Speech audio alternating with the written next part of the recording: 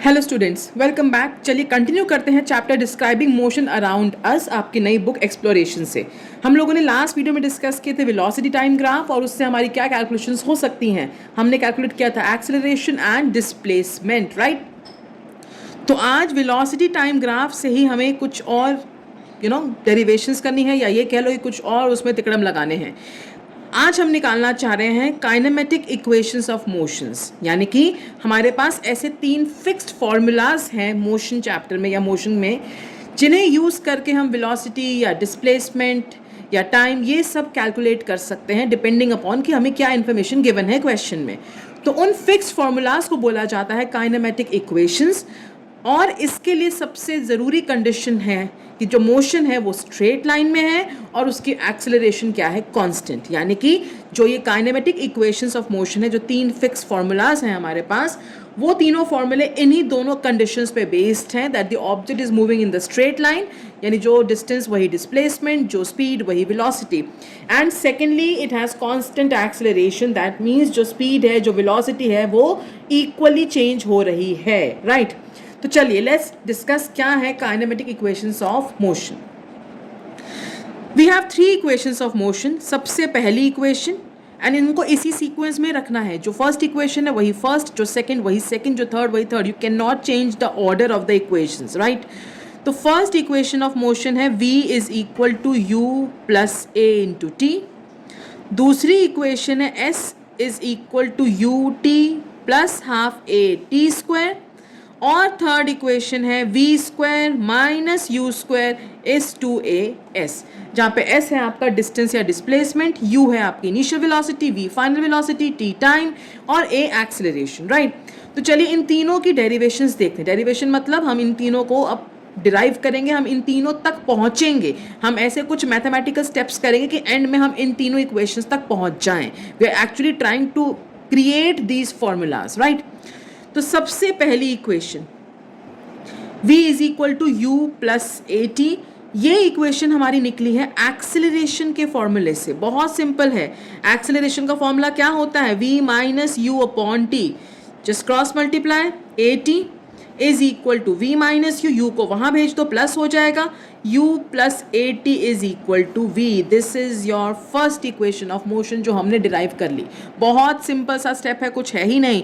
Acceleration के फॉर्मूले से हमारे पास ये इक्वेशन ऑफ मोशन आ गई। अब सेकेंड और थर्ड इक्वेशन पे आगे बढ़ते हैं।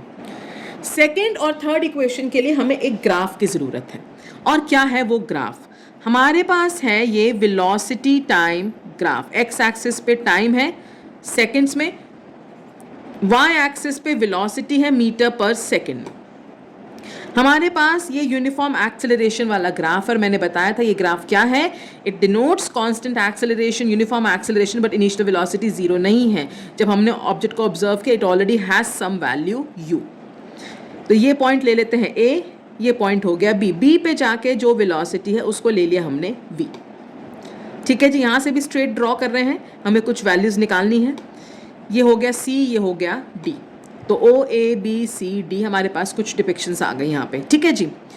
अब ऑब्वियसली ओ डी क्या है, एक्स एक्सिस पर है, तो ओ डी क्या डिनोट करेगा, हमारा टी। अब अगर आप देखो तो A O D C somehow एक रेक्टेंगल बन रहा है, तो जो ओ डी होगा वही ए सी होगा, यानी कि टी। अब ये u है, अगर मान लो ये 10 है तो ए ओ कितना है 10, तो अगर ये u है तो सी डी भी u के बराबर होगा, और अगर ये v है तो पूरा बी डी हमारा v के बराबर होगा। ये चीज़ें आपको पता होनी चाहिए इस ग्राफ में, तभी हम इक्वेशंस ऑफ मोशन को डिराइव कर सकते हैं। चलिए, तो हम सेकेंड इक्वेशन के लिए निकालना चाह रहे हैं डिस्टेंस या डिस्प्लेसमेंट। और हमने बात की थी वेलोसिटी टाइम ग्राफ में डिस्टेंस या डिस्प्लेसमेंट कैसे निकलता है, एरिया बिलो द ग्राफ। हमारा ग्राफ है ये ए बी, इसके नीचे का एरिया यानी area of rectangle plus area of triangle will give me the distance या डिस्प्लेसमेंट, राइट। तो हम S निकाल रहे हैं, वो कैसे निकलेगा, इस पूरे ओ ए बी डी का area, area of O A B D, जिसको मैं एक रेक्टेंगल और एक ट्राइंगल में डिवाइड कर रही हूँ। तो area of rectangle A O D C plus area of triangle A B C. तो अगर हम ये दोनों एरिया को ऐड कर देंगे, that will be area below the graph and that will give me my displacement. चलिए, area of rectangle length into breadth, तो A O into O D, A O into O D. Area of triangle half base into height, तो triangle की base A C, triangle की height B C, तो half base into height. चलिए अब values देखते हैं। ए ओ क्या है मेरे पास, यू के बराबर, ओ डी है मेरे पास टी, प्लस हाफ ए सी क्या है भैया टी, और बी सी, ध्यान से समझेंगे, बी सी क्या होगा, ये पूरा वी है, राइट, ये पूरा पार्ट क्या है v, जिसमें से ये वाला पार्ट u है, तो BC क्या होगा v माइनस u। अगर ये पूरा 20 है, ये 5, तो ये कितना बचेगा 15।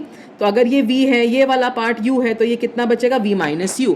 तो BC की जगह मैंने लिख लिया v माइनस u। ठीक है, अब v माइनस यू कहाँ से आएगा, देखो जरा ध्यान से।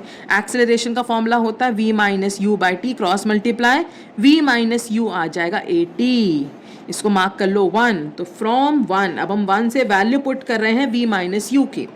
s is equal to u t plus half t, v minus u की जगह आ गया हमारा 80। तो अब ये मल्टीप्लाई हो जाएगा, देखो U T, T into T, T square, तो हाफ ए टी स्क्वायर, ये आ गई हमारी सेकेंड इक्वेशन। एंड माइंडेड, इसमें सिर्फ टी का स्क्वायर है, ए का स्क्वायर नहीं है। तो सेकेंड इक्वेशन को डिराइव करने के लिए हमने क्या किया, हमने एरिया बिलो द ग्राफ निकाला, यानी इस ट्राइंगल का और इस रेक्टेंगल का एरिया निकाला हमने। ट्राइंगल का area half base into height, rectangle का length into breadth, values put करी। BC था हमारा ये पूरा V, ये U, तो BC था V माइनस यू। एक्सेलरेशन के फॉर्मूले से V माइनस यू की वैल्यू आ गई, जो हमने यहाँ पे पुट कर दी। This gives me second equation of motion. Let's move on to the third equation of motion. Third equation है v square minus u square equal to 2as। क्या करें इसमें, देखो ध्यान से, बहुत ईजी है। इसमें हम स्टार्ट कर रहे हैं सेकेंड इक्वेशन से, s is equal to u t plus half a t square. अब मेरे पास एक्सेलरेशन का फॉर्मूला होता है v minus u by t, cross multiply कर लें, ए टी क्या आ जाएगा v माइनस यू। यहाँ से अगर मैं t निकालूँ तो a नीचे आके डिवाइड में आ जाएगा। तो मैंने क्या किया, एक्सेलरेशन के फॉर्मूले से t की वैल्यू निकाल ली। तो यूजिंग 2 मैं क्या करूंगी, जो मेरे पास t की वैल्यू है वो यहाँ पुट कर दूंगी, इस t में भी और इस t में भी। u t की जगह आ गया v माइनस यू अपॉन ए, यहाँ पर हाफ a और t स्क्वायर, यानी कि v माइनस यू अपॉन ए का स्क्वायर।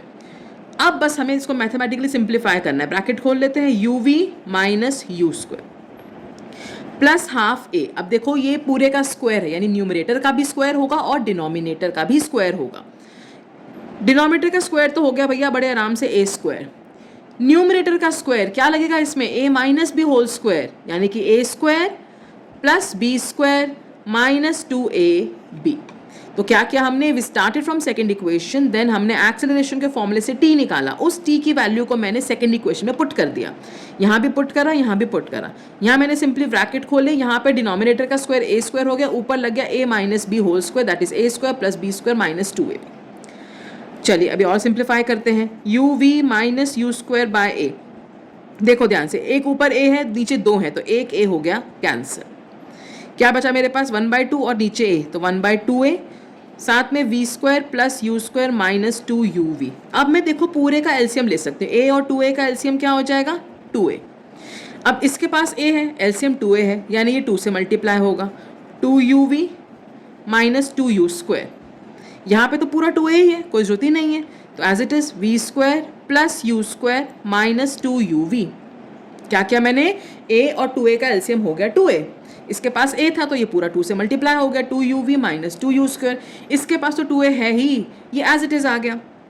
चलिए तो 2uv माइनस 2uv कट गया, क्या बचा v square minus 2u square plus u square will be minus u square, नीचे है 2a, cross multiply 2as is equal to v square minus u square. This is your third equation of motion.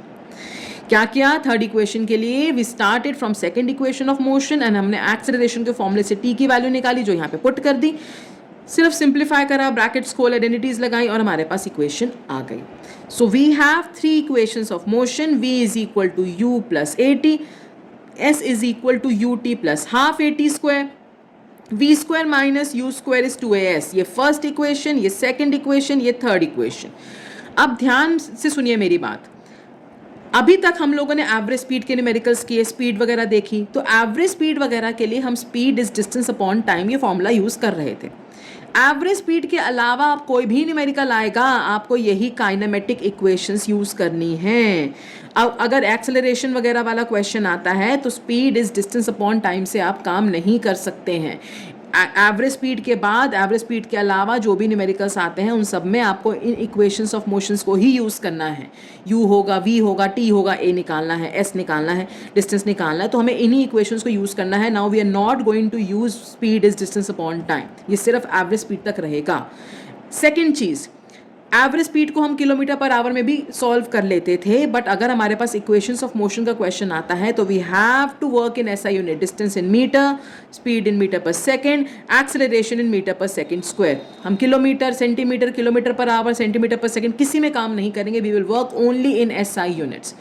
Average speed तक speed is distance upon time, और हम kilometre per our में भी काम कर लेते थे, लेकिन अब अगर एवरेज स्पीड के अलावा कोई और न्यूमेरिकल आता है तो you have to work in SI unit and also you have to use these equations, but not, you are not suppose to use speed is distance upon time.